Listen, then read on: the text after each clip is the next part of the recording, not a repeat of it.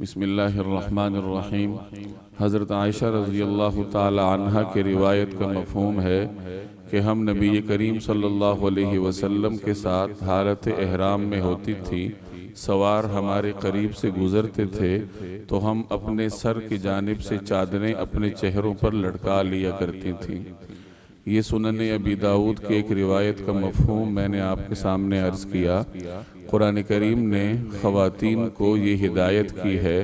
کہ وَقَرْنَ فِي بُيُوتِكُنَّ کہ اپنے گھروں میں ٹھہری رہو۔ گویا کہ قرآن کریم کی روح سے خواتین کا اصل مقام ان کا گھر ہے، لیکن بوقت ضرورت وہ باہر بھی نکل سکتی ہیں، علاج کے لیے، تعلیم کے لیے اور دیگر حوائج ضروریہ کی انجام دہی کے لیے وہ گھر سے باہر بھی نکل سکتی ہیں، اور گھر سے باہر نکلنے کے لیے بھی قرآن کریم نے ان کو تعلیم دی ہے کہ کس طرح نکلنا ہے۔ سورہ احزاب کی آیت نمبر 59 میں قرآن کریم نے خواتین کو یہی ہدایت کی ہے کہ یدنین علیہن من جلابیبہن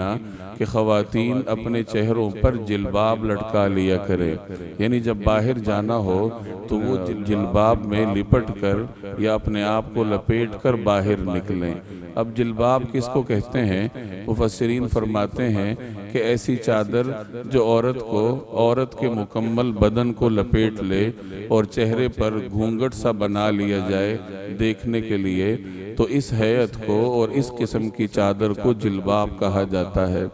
آج جو ہم نے روایت پڑھی ہے اس میں حضرت عائشہ رضی اللہ تعالی عنہ نے حالت احرام میں اپنی کیفیت بیان فرمائی ہے۔ یہ تو آپ کو معلوم ہے کہ حالت احرام میں عورت اپنے چہرے سے کپڑا مس نہیں کر سکتی، لیکن اس کا یہ مطلب نہیں ہے کہ وہ اپنے چہرے کو کھلا رکھے گی، بلکہ اس طریقے سے چہرہ چھپانے کا اہتمام کرے گی کہ وہ کپڑا چہرے کو مس نہ ہونے پائے۔ حضرت عائشہ رضی اللہ تعالی عنہ اپنے احرام کی حالت کا واقعہ بیان فرماتی ہیں کہ ہم نبی کریم صلی اللہ علیہ وسلم کے ساتھ حالت احرام میں ہوتی تھی، اور جب سوار ہمارے قریب سے گزرتے تھے تو ہم اپنے سر کی طرف سے اپنی چادریں اپنے چہروں پر لٹکا لیتی تھی، چونکہ اس زمانے میں عورتیں مردوں سے الگ ہو کے چلا کرتی تھی۔ تو حضرت عائشہ وہی کیفیت بیان فرما رہی ہیں کہ حالت احرام میں ہونے کی وجہ سے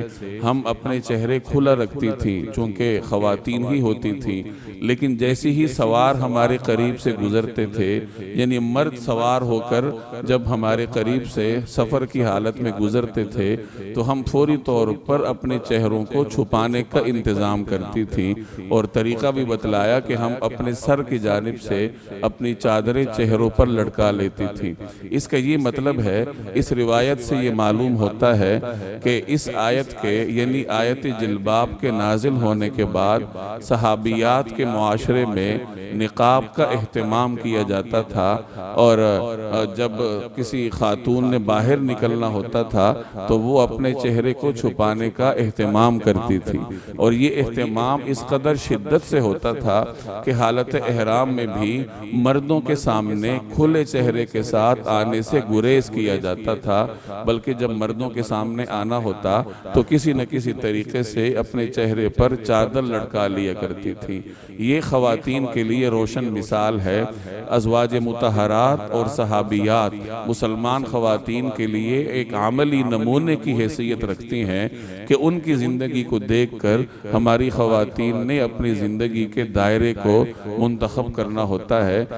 کہ جس طریقے سے وہ باہر نکلا کرتی تھی اور باہر نکلتے وقت جو انتظامات کرتی تھی، تو ہر مسلمان خاتون انہی انتظامات کرنے کی پابند ہے۔ اللہ تبارک و تعالی عمل کرنے کی توفیق عطا فرمائے۔